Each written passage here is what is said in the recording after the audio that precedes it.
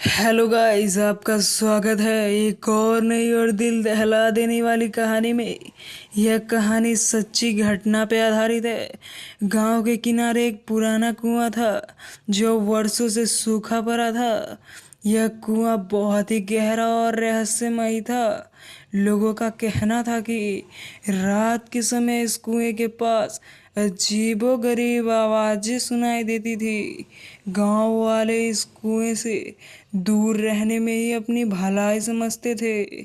सालों पहले इस गांव में एक औरत जिसका नाम लज्जो था अपने परिवार के साथ रहती थी। लज्जो बहुत ही सुंदर और मासूम थी। एक दिन उसकी शादी एक दूर के गांव के आदमी से तय हुई। शादी के बाद वह उस आदमी के साथ चली गई, लेकिन कुछ महीनों बाद उसके पति ने उसे दहेज के लालच में जान से मार दिया और उसकी लाश को इसी कुएं में फेंक दिया। कहा जाता है कि लिज्जो की आत्मा आज भी उस कुएं में भटक रही है। जो भी इस कुएं के पास रात में आता है उसकी अजीब सी चीखें सुनाई देती है, मानो वह न्याय की गुहार लगा रही हो। कई बार लोगों ने कुएं के पास किसी औरत के सफेद साड़ी में और देने का कहानियां सुनाई है। उसके कदमों की आवाज कुएं से बाहर जाते हुए महसूस की गई है, लेकिन जब लोग पास जाकर देखते हैं तो वहां कोई नहीं होता है।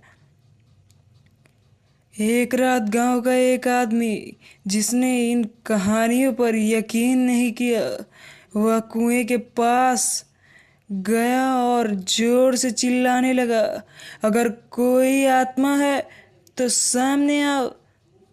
तभी एक ठंडी हवा का तभी एक ठंडी हवा का झोंका आया और कुएं से एक धुंधली आकृति निकलती हुई दिखी। वह आदमी डर के मारे वही बेहोश हो गया। अगले दिन जब वह होश में आया तो उसने बताया कि लज्जो की आत्मा उसके सामने प्रकट हुई थी और उसने कहा, मुझे न्याय चाहिए। तब से लेकर आज तक कोई भी गांव वाला उस कुएं के पास रात में जाने की हिम्मत नहीं करता। लोग कहते हैं कि जब तक लज्जो को न्याय नहीं मिलेगा उसकी आत्मा इसी कुएं में भटकती रहेगी। इस भूतिया कुएं की कहानी ने गांव के लोगों के दिलों में डर पैदा कर दिया था और वह कुआं भी वीरान और खौफनाक हुआ है। कहानी का लज्जो की आत्मा की कहानियों ने गांव के बच्चों से लेकर बड़ों तक सभी को भयभीत कर दिया है था। लेकिन गांव के बुजुर्गों का मानना था कि अगर किसी तरह लज्जो की आत्मा को शांति मिल जाए तो यह भूतिया कुआं भी शांत हो सकता है। लेकिन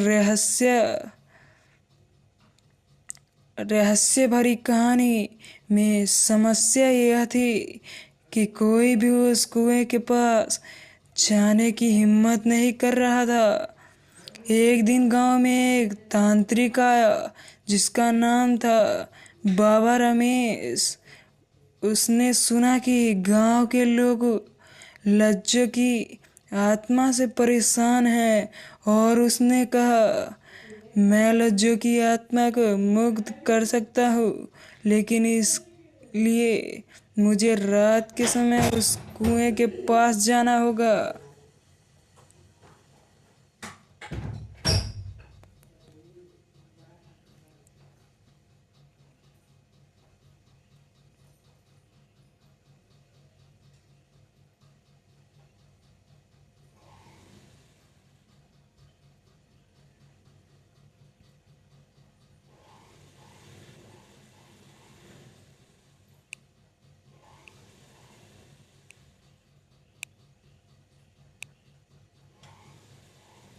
गांव वालों हिचकिचाते हिचकिचाते, पर उनके पास कोई दूसरा विकल्प नहीं था। रात का समय हुआ और बाबा रमेश ने अपनी साधनाएं जोरी शुरू की। उन्होंने कुएं के चारों ओर घेरा बनाया और मंत्रों का जाप करने लगे। जैसे ही उन्होंने मंत्र पढ़ना शुरू किया, अचानक तेज हवाएं चलने लगी और कुएं से धुंध उठने लगी। ऐसा लगा जैसे कुएं के अंदर से कोई अज्ञात शक्ति जाग उठी हो।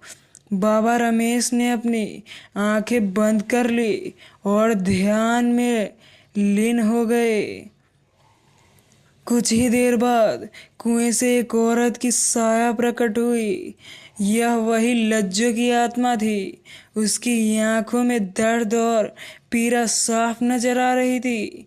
वह बाबा रमेश की ओर देख रही थी, मानो उससे कुछ कहना चाहती हो। बाबा रमेश ने कहा, लज्जो, तुम क्यों इस दुनिया में अटकी हुई हो? तुम्हें क्या चाहिए? लज्जो की आत्मा ने धीरे धीरे अपनी दुख भरी कहानी सुनाई। मेरा पति, जिसने मुझे मारकर इस कुएं में फेंक दिया, उसे अभी तक सजा नहीं मिली। मैं जब तक शांति नहीं पा सकती, जब तक उसे न्याय नहीं मिलेगा। बाबा रमेश ने उसे आश्वासन दिया, तुम्हें न्याय मिलेगा और तुम्हारी आत्मा मुक्त होगी। लेकिन यह काम इतना आसान नहीं था। लज्जो के पति ने गांव छोड़कर बहुत दूर एक बड़े शहर में नया जीवन शुरू कर लिया था। बाबा रमेश ने गांव वालों से कहा, अगर आप सभी लज्जो को न्याय दिलाने में मदद करेंगे, तभी उसकी आत्मा को मुक्ति मिलेगी। आपको उसकी हत्या की सच्चाई को उजागर करना होगा। गांव वालों ने साहस जुटाकर शहर में लज्जो के पति के खिलाफ मामला दर्ज करवाया। धीरे धीरे सबूत इकट्ठे किए गए और अदालत में पेश किया गया। अतंत लज्जो के पति को अपने अपराध की सजा मिली और उसे उम्र कैद की सजा सुनाई गई। जब यह खबर गांव पहुंची तो बाबा रमेश ने फिर से उस कुएं के पास जाकर साधना किया। लज्जो की आत्मा इस बार शांत दिख रही थी। उसने बाबा रमेश को धन्यवाद दिया और धीरे धीरे धुंध में विलीन हो गई। उसकी आत्मा मुक्त हो चुकी थी। उस रात के बाद गांव वालों ने कभी भी उस कुएं से किसी भी तरह की आवाजें नहीं सुनी। कुएं का खौफ धीरे धीरे कम हो गया और कुछ सालों बाद गांव वालों ने उसे फिर से इस्तेमाल करना शुरू कर दिया। लेकिन उस कुएं की कहानी आज भी गांव के बुजुर्गों की जुबान पर रहती है। लोग कहते हैं कि यह सिर्फ एक कहानी नहीं, बल्कि न्याय और मुक्ति की एक मिसाल है।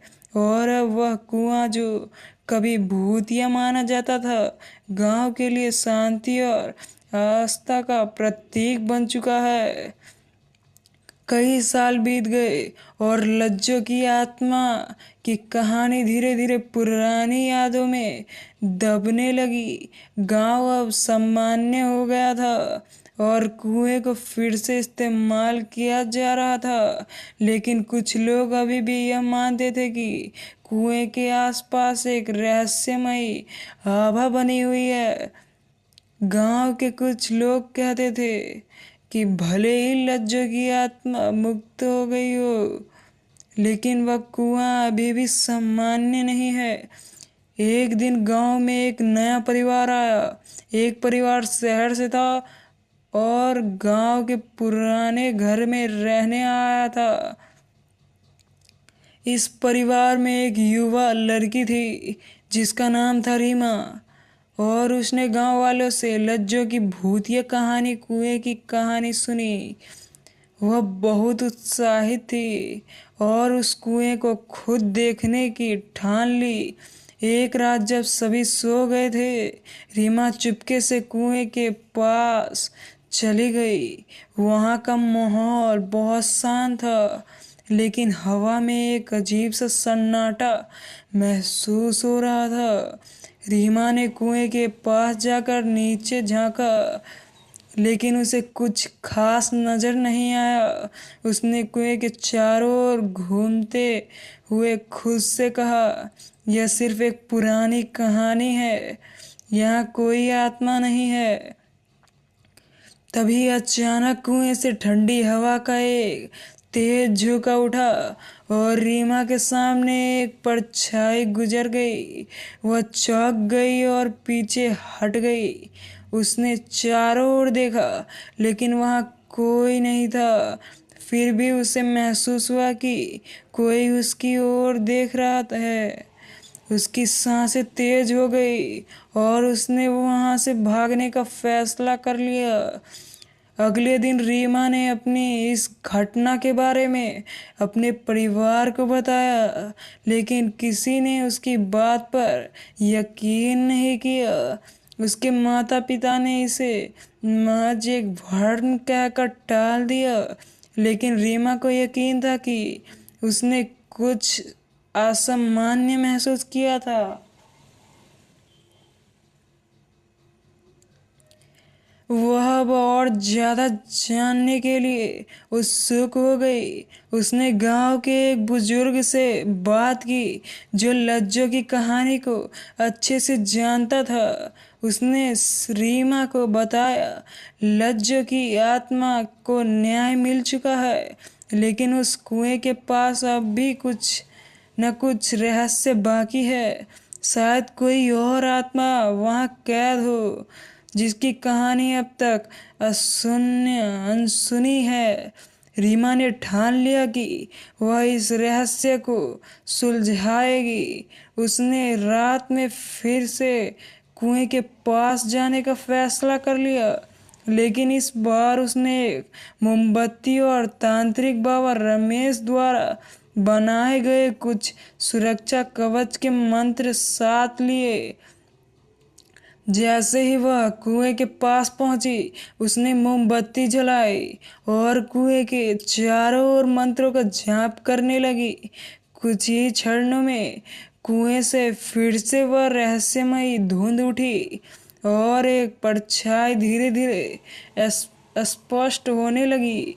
इस बार यह लज्जो की आत्मा नहीं थी, बल्कि एक बूढ़े आदमी की आत्मा थी।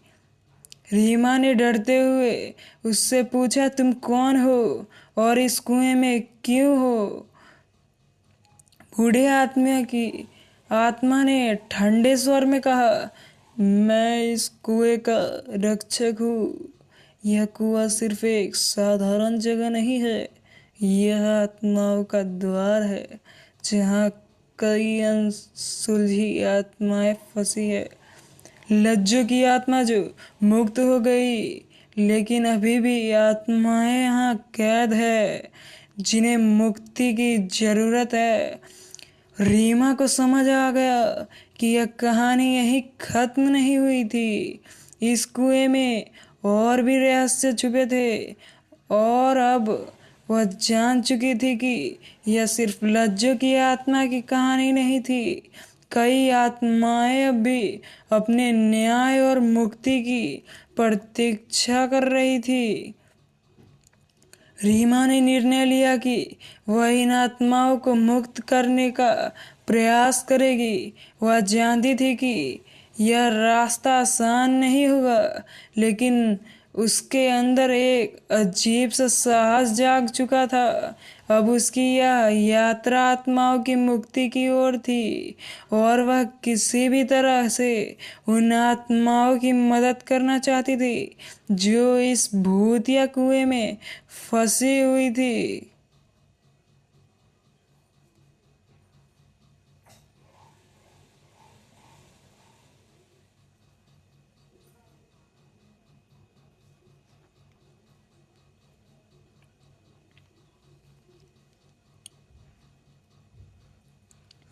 कहानी अभी खत्म नहीं हुई थी।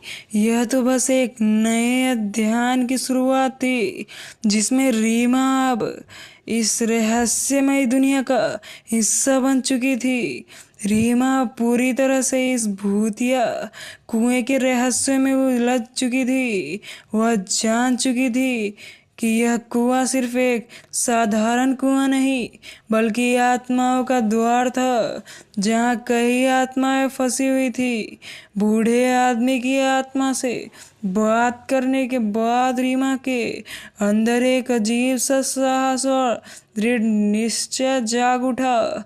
उसने ठान लिया कि वह इन आत्माओं को मुक्ति दिलाकर ही रहेगी, चाहे इसके लिए उसे कितना भी जोखिम उठाना पड़े।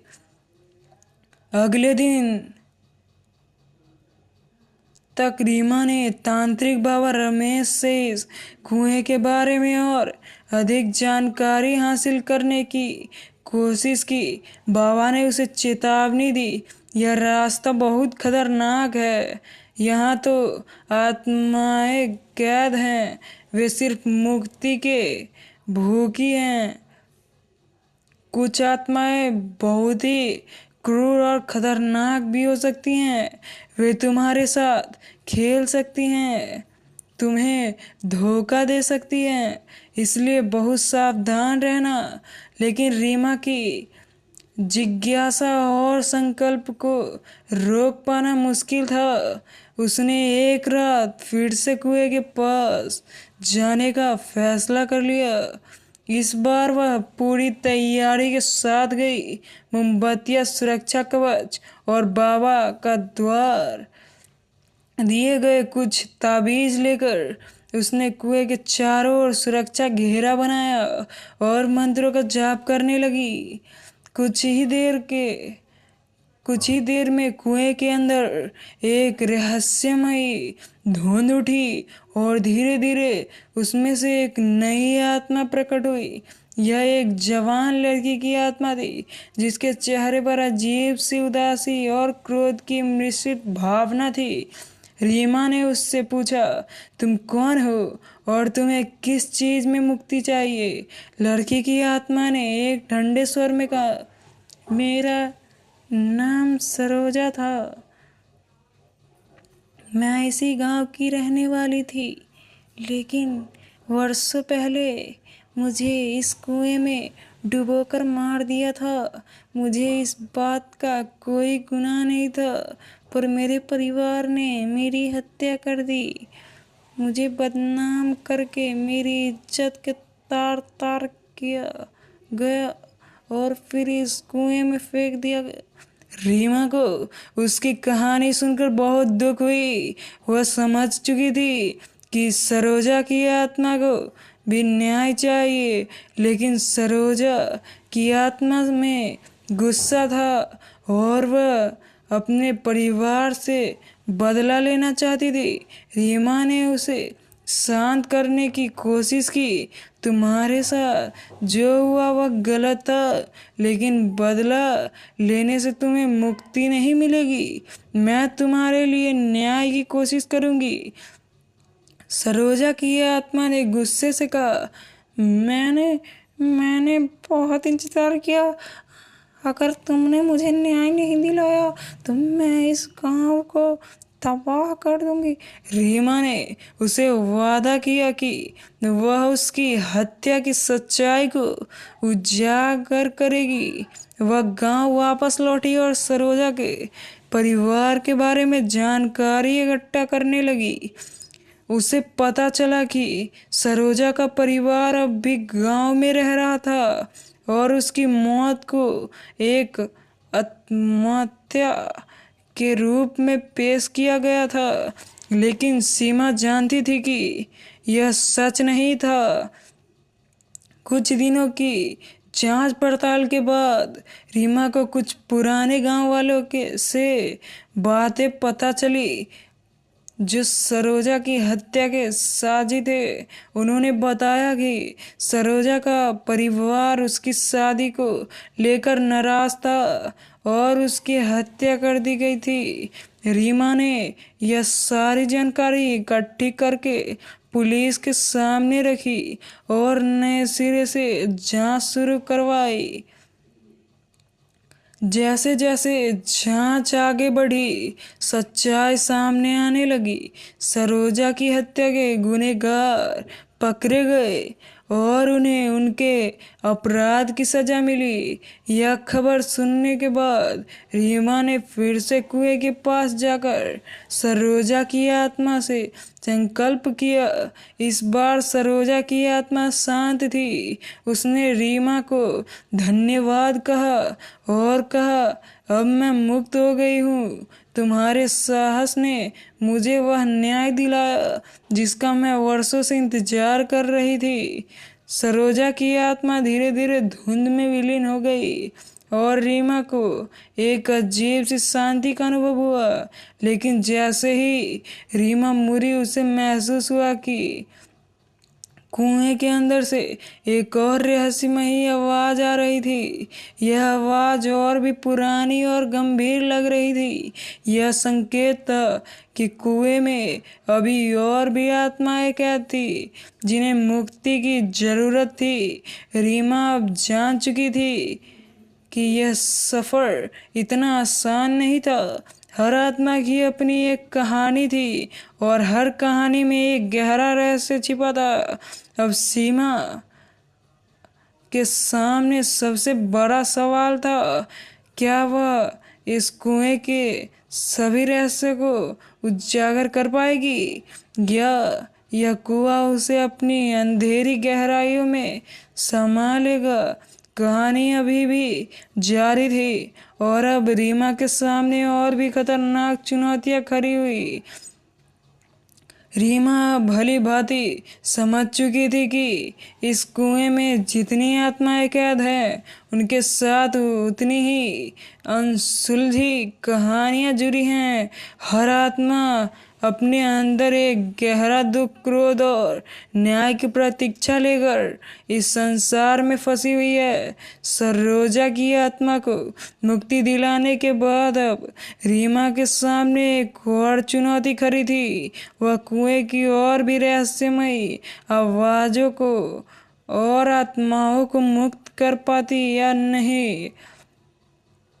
उस रात जब रीमा अपने घर वापस आई, उसे नींद नहीं आई। उसे लगातार वह आवाज सुनाई दे रही थी जो उसने कुएं के पास सुनी थी। वह महसूस कर रही थी कि कुएं के अंदर एक ऐसा है जो उसे बार बार अपनी ओर खींचे जा रहा है।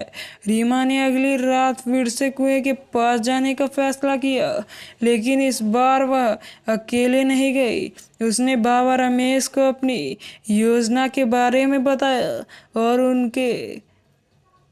उनसे मदद मांगी।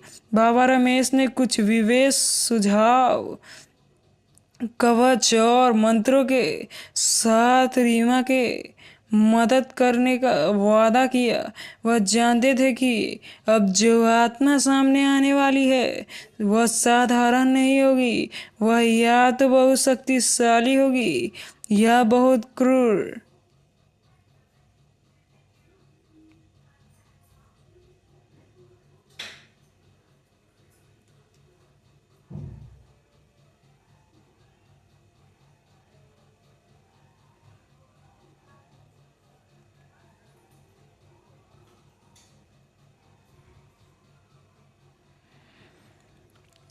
रात का समय हुआ और सीमा और बाबा रमेश फिर से कुएं के पास पहुंचे।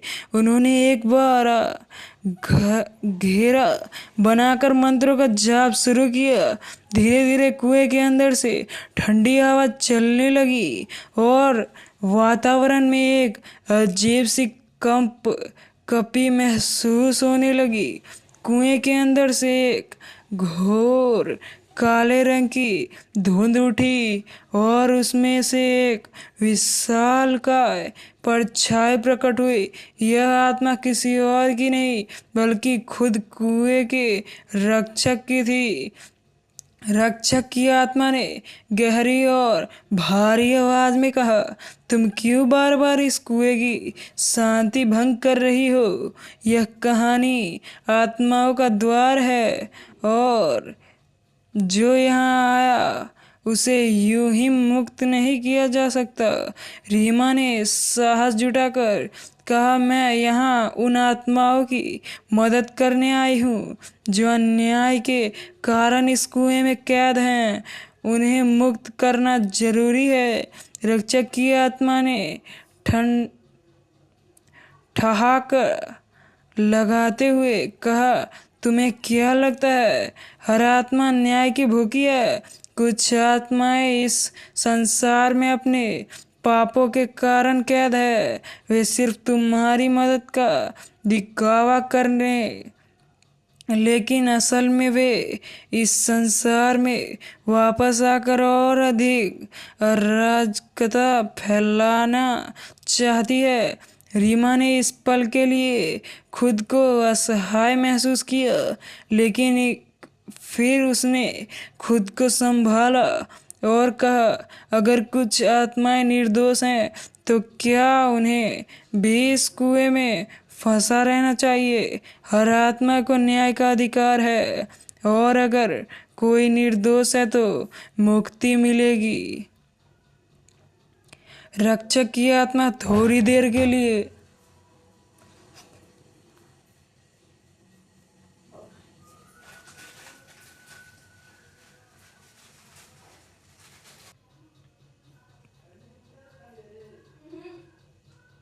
यह चुनौती सीमा के लिए कठिन थी, लेकिन अब उसके पास कोई और विकल्प नहीं था।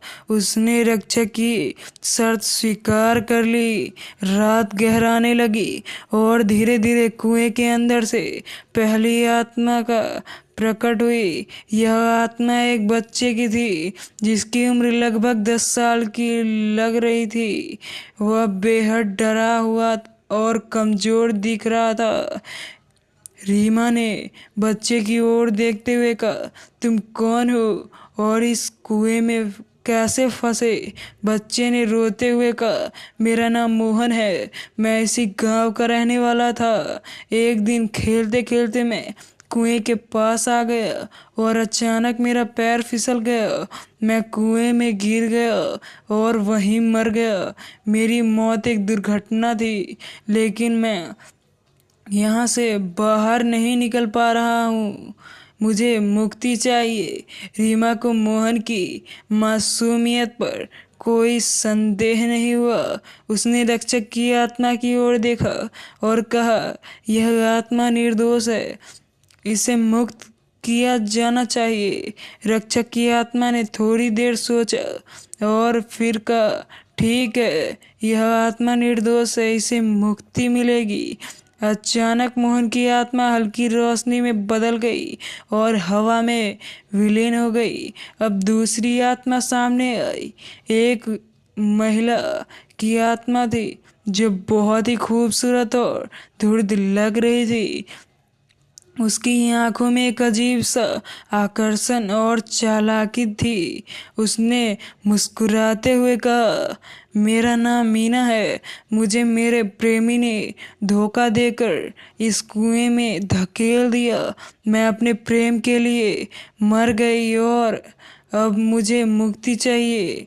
रीमा को उसकी कहानी में कुछ गड़बड़ महसूस हुई। उसने पूछा, क्या तुम सच बोली रही हो? क्या यह सच में एक प्रेम कहानी थी? यह इसके पीछे कुछ और छिपा है? मीना की आत्मा की मुस्कान अचानक गायब हो गई। उसकी आंखों में गुस्सा और घबराहट दिखने लगी।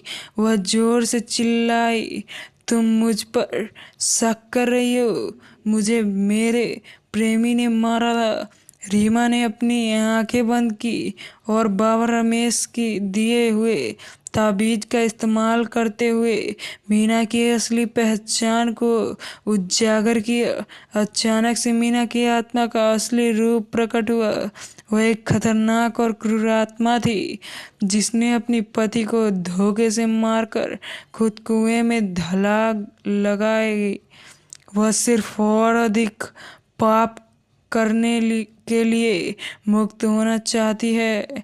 रीमा ने रक्षक की आत्मा को कहा, यह आत्मा खतरनाक है, इसे मुक्ति नहीं मिलनी चाहिए। रक्षक की आत्मा ने सहमति से सिर हिलाया और मीना की आत्मा को तुरंत कुएं की गहराइयों में वापस खींच लिया।